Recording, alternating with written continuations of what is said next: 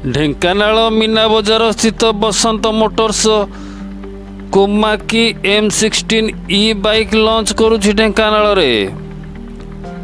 यह लोक मानक सुहाइला भली ई बाइक थरे चार्ज कले 180 रु 200 किलोमीटर जीव। बैटरी उपरे company देइछि 3 वर्षर guarantee कहिसंती showroom proprietor Deepak Kumar Mishra. एही ई बाइक रो अनुमानिक मूल्य रही 2,20,000 टंका। ढेंकानाल शुभम पाणी को रिपोर्ट, जागृत भारत न्यूज। हूँ Deepak Mishra, Dhenkanal district Komaki showroom authorised dealer.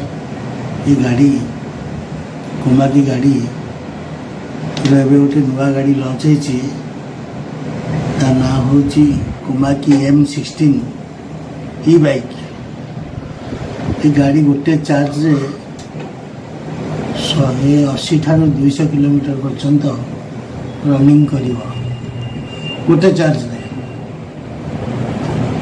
यार मोटर, यार चार्जर, यार कंट्रोलर अति उन्नत मानर एवं मोटर कैपेसिटी 4000 वाट। ये गाड़ी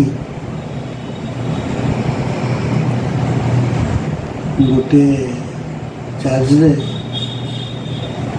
180 टू 200, 200 टू 220, 220 टू 240 माइलेज आसो। प्रथम यार 3टा मोड अच्छी।